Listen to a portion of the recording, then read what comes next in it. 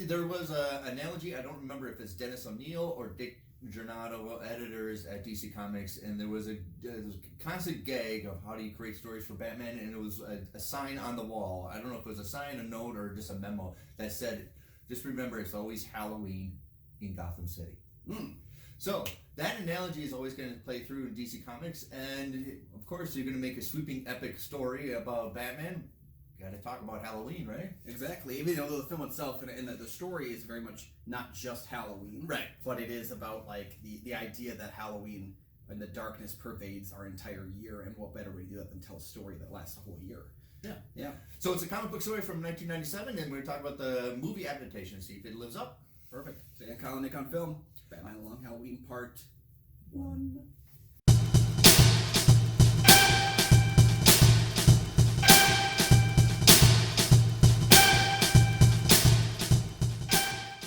Welcome back to the show. I'm one of your hosts, Kyle Goethe from Goethe Film Reviews.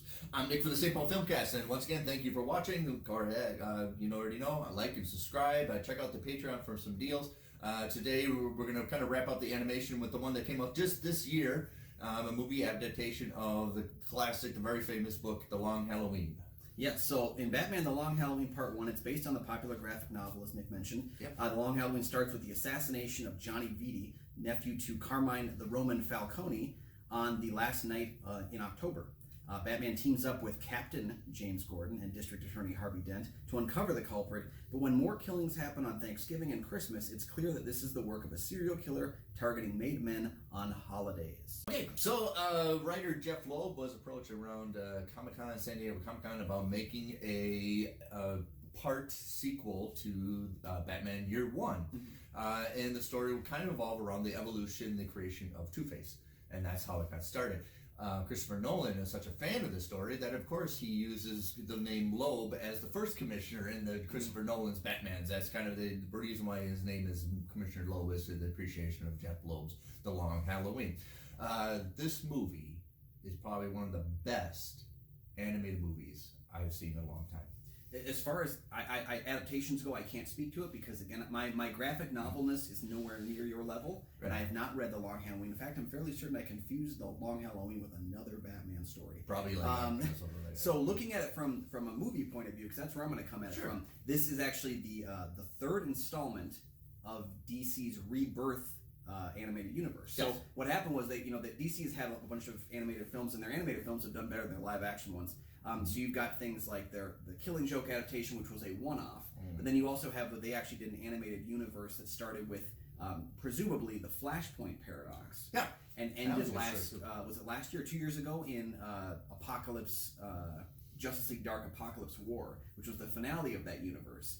And then they decided, well, we're going to rebirth it, new animation style that kind of harkens back to some of our more popular time periods with Superman Man of Tomorrow, which was followed up with Justice Society World War II, and this two-part version of The Long Halloween. So this is the first time we've seen Batman in this particular universe. Yeah. And it works that it's a young Batman. So...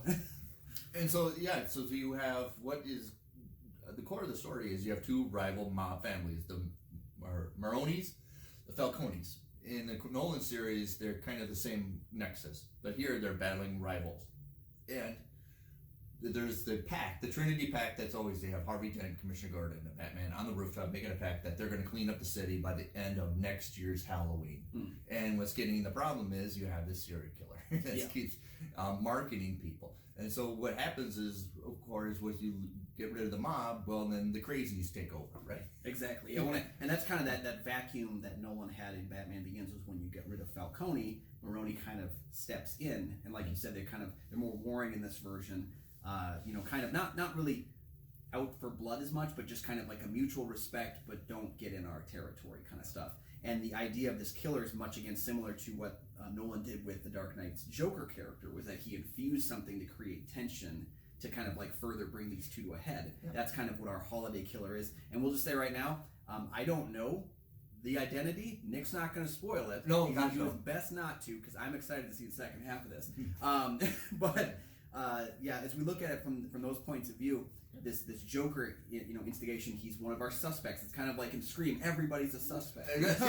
Everybody, who could it be? I don't know, who could it be? But yeah, even Batman thinks it's even like Harvey Dent or something like that. And, well, he thinks it's Harvey Dent. He even questions Catwoman at one point, kind of nibs at her a bit, because there's that will they, won't they romantic sexual kind of tension that they have, which kind of permeates their relationship constantly. But then there's also the Joker. There's other secondary characters who you start to wonder. I really like the whodunitness of this, and of course, me not knowing the answer but having some guesses. I'm very interested to see kind of like where it plays out in the narrative, because I don't know. The reason why I think it's not a completely lift from the book. There are some filtered changes, but the characters stay exactly the same as they should. There is no change that dramatically changed, and I think they get the characters absolutely right throughout this whole story.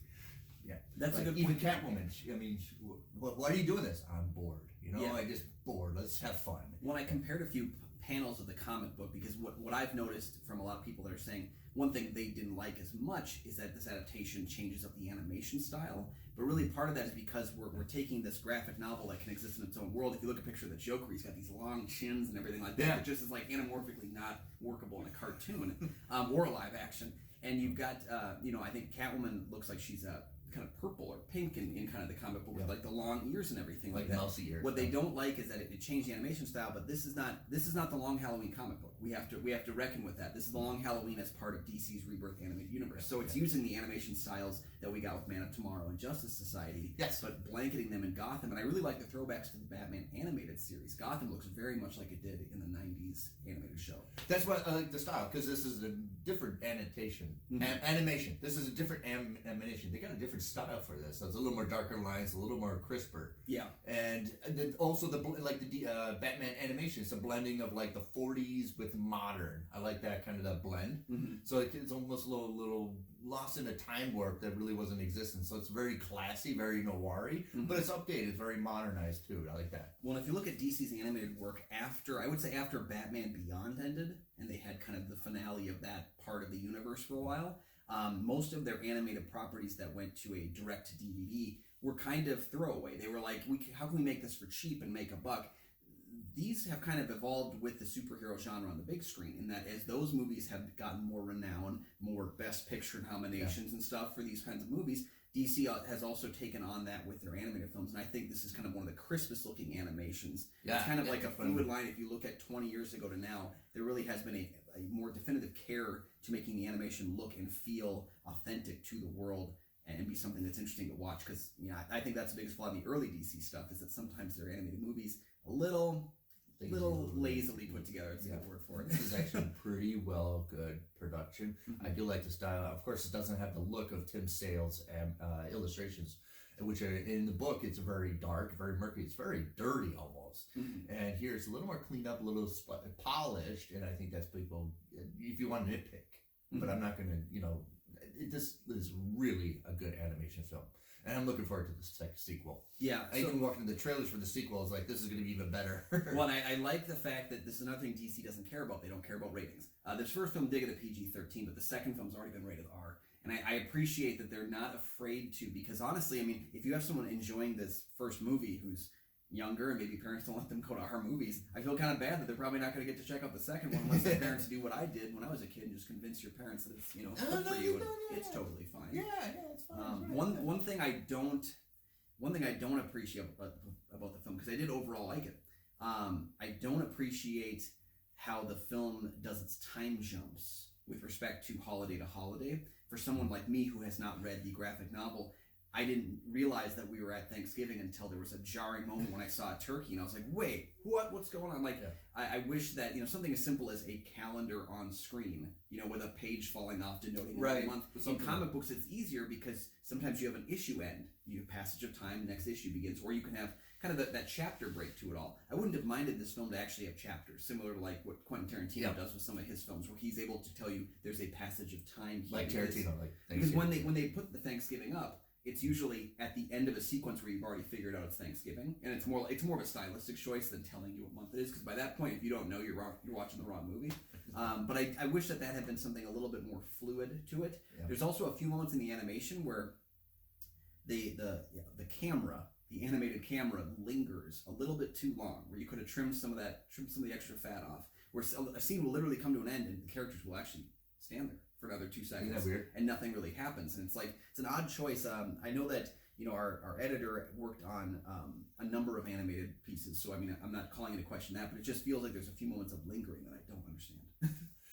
But overall, I think this is still one of the best animation films that I've seen. Mm-hmm. This is, I think it even rivals like the Suicide Squad animation, which is far better than the movie. Is that the Hell to Pay one that you're talking about? The Hell to Pay, yeah. And even the Arkham Asylum one, when the Suicide Squad attacks Arkham. Oh, yeah. Which I do like that animation movie, but still, this one is, it's a little more, tries to be like a live action movie rather than an animation. It takes itself seriously, and I think a lot of people who don't know the graphic novel or who don't see Batman as the world's greatest detective, who instead see Batman as the character that kicks butt. This is a slower burn film that may turn a few people off if they don't know what they're getting into, because all we've seen of Batman on screen is him just fighting people a lot. Like, all of Batman's on-screen efforts have been fighting, and a lot less have been devoted to that world's greatest detective. And that's why I'm excited for the Matt Reeves film that's coming, because that's something he said he's bringing to the table, which I guess we can put to bed now that the live-action Matt Reeves film will be a Long Halloween adaptation, because DC is notorious for putting their effort on the live-action stuff to the detriment of their TV shows and animated series. They've had characters killed off on their TV shows because they don't want a film version and a TV show version at the same time, and that would be the same thing here. So that Matt Reeves movie, I can almost assure you, is not a Long Halloween adaptation. No, and another clue is the Riddler and the Penguin are not in the Long Halloween. Okay, so there you go. There you so go. I think there might be elements that he may take, but I think by no means are we looking at a Long Halloween adaptation there. Yeah. And it's also nice to know that this is a movie that, again, proves that we all love Kevin Conroy as Batman. We all love Mark Hamill as the Joker. People can do these roles other than them. And I think it's unfair to pedestal these guys at the detriment of others. I like Jensen Ackles playing Batman. We don't get a lot of his Bruce Wayne persona because he's just so, like, this is very much a Batman story in this first half especially. So we don't really get to see a lot of the Bruce Wayne-ness. But I do like what he did. I think, here's my, and I'm a huge Batman fan, I got comics all over my wall. You don't have to put Batman in almost every single panel. This does it right, where you concentrate more on the villainy, and Batman's almost a subplot. I think that's more effective. Well, and Batman is kind of like DC's Spider-Man in the sense that the villains are almost cooler than Batman most of the time. Like, that's the same thing with Spider-Man. Is I like the villains for Spider-Man almost more than I like Spider-Man. And the same thing is true of Batman. Like, you're okay at giving the villains the spotlight because they're cool. And because they're actually, they're kind of like horror light. They're not straight horror villains. But they are like dark at a point where you couldn't believe that they'll tear someone's face off. They're absolutely damaged people, and I think especially a good Batman story, you don't have to concentrate solely as Batman in the center. Here, the villains are the center, and Batman's almost in the backdrop, and you have a right amount of screen time for Batman, where he's almost like a secondary. But see, that's why I wasn't against things like when they said that they were going to do a Suicide Squad movie before a Batman movie. Is I wasn't against that because I felt that you could still tell an interesting story where Batman is in 10 minutes of it. And I don't think that film was as successful as I wanted it to be, but with that case, like, you don't need Batman to tell a good Gotham Batman story. And I was also on that side with the Gotham TV show that started, where it was all focused on Commissioner Gordon. I didn't stay with that show long enough to really find out how that one, played out. But I do think that it's possible to tell a Batman story with a minimal Batman.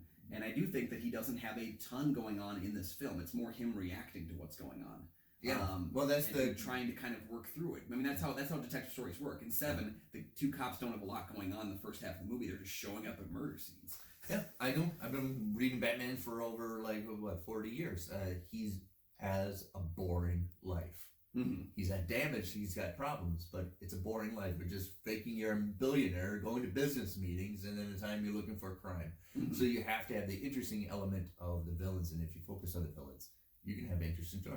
Yeah, I mean, you could spend all time, even with Spider-Man, he has an interesting, life outside of being Spider-Man. It's so awkward, everything doesn't really go for him.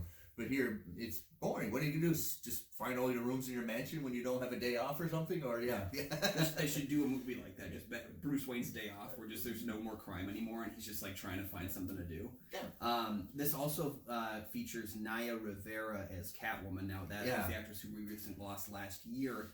So this is her first, and I guess next film will be her last performance as Catwoman. So I mean, I'm not going to try and rate. I think she did a great job as Catwoman.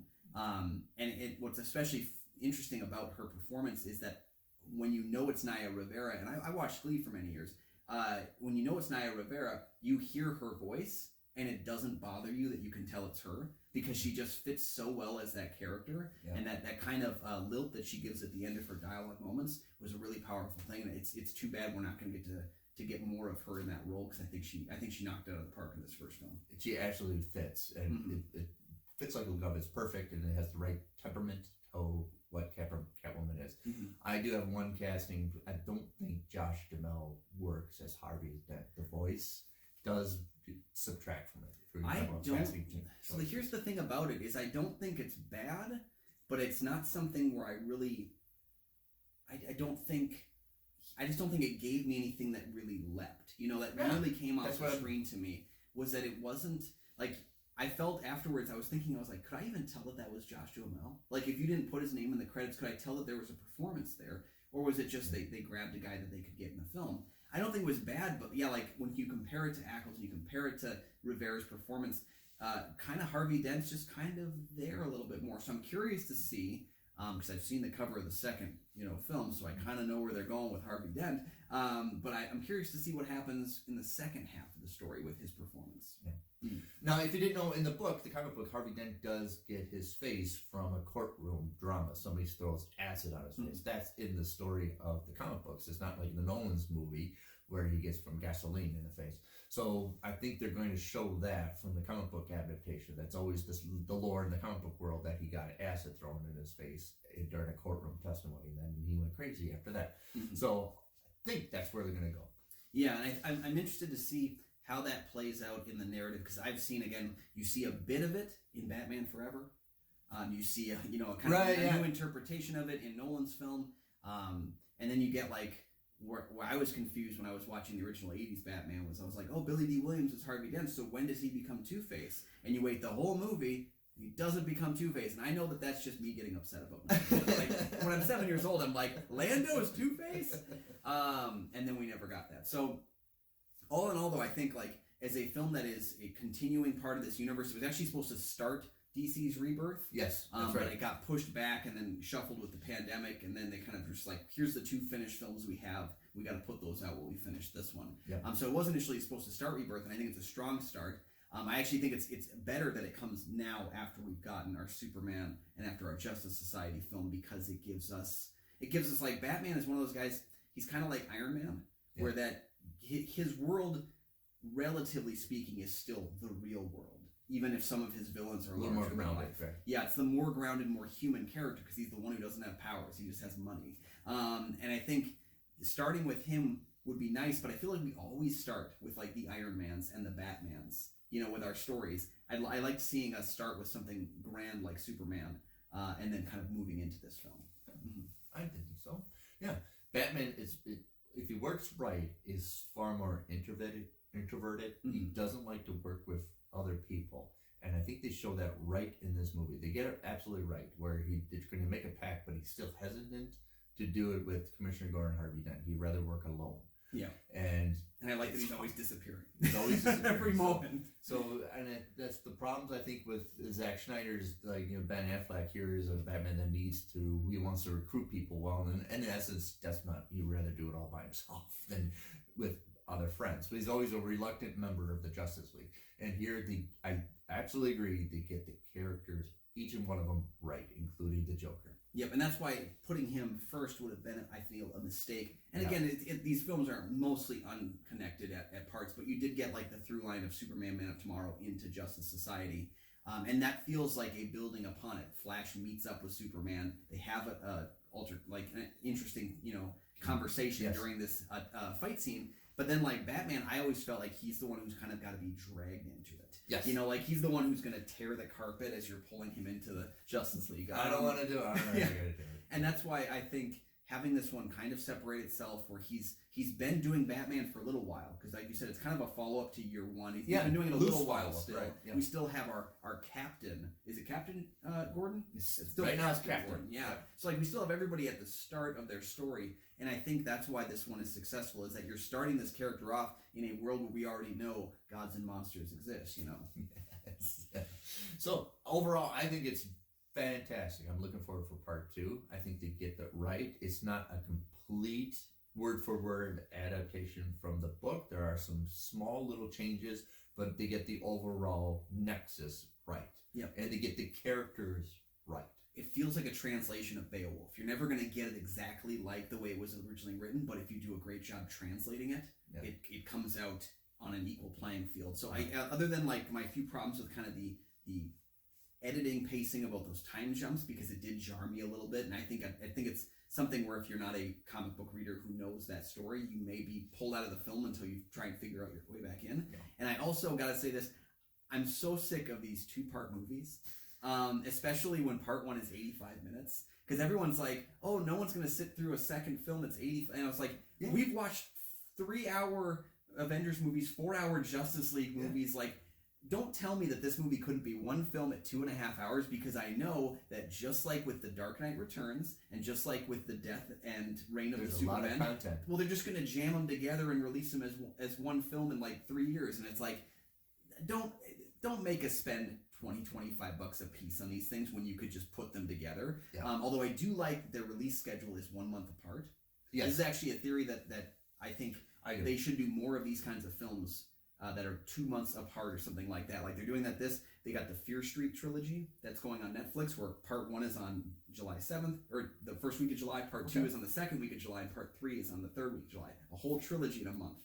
And it's also something I thought they should have done with the Halloween sequels that are coming out this year and next year. After the pandemic pushed them, I said, put the first one out the first week of October and the second one out the last week of October, and see how that would work. Because I think that would be an incredibly interesting way to do that theatrically. I like the idea that at least they're putting these films together.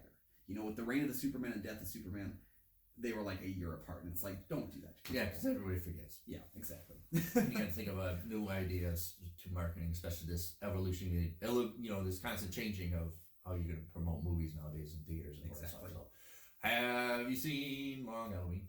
Yeah, don't wait till Halloween to watch it. There's still time now. There's other holidays in there. Yeah, you can plug it anytime. That's kind of the beauty of it. As I was thinking, like, it's got Halloween in the title, but as the film kind of goes on, you're like, it really isn't every day kind of a movie. It's 1/3 of a Christmas movie too. Exactly. So check it out. I enjoyed the film, and I think you will too. But hey, special down in the comments below. Don't just tell me if you liked the film. I want to hear, what graphic novels should I be reading? And I'm talking specifically for like our superhero realm, because I tend to dabble through a lot of the main style graphic novels. What Batman graphic novel should I be going to get? Because I only have a couple of them, and I really enjoy the ones I have, but it's so tough to jump into that world. You need a curator. Well, there is a sequel to Long Halloween, Dark Victory. Oh, there you go. Maybe we'll get that film next after 2. But yeah, let us know in the comment section down below. And as Nick pointed out at the beginning of the episode, don't forget to like, subscribe, share the video. Those are 3 free things you can do to help support the channel. And if you're interested in doing a little bit more, check out the Patreon. We got the link down in the description. Please do. Tiers as low as $1, and then you can kind of pick the different movies we're gonna talk about. Maybe you can force us into watching we're already gonna watch part 2, but you can tell us to do that earlier. So until next time, my name is Kyle Goethe. You can find all my film reviews on GoFilmReviews.com. I'm Nick, and it's always Halloween in Gotham City.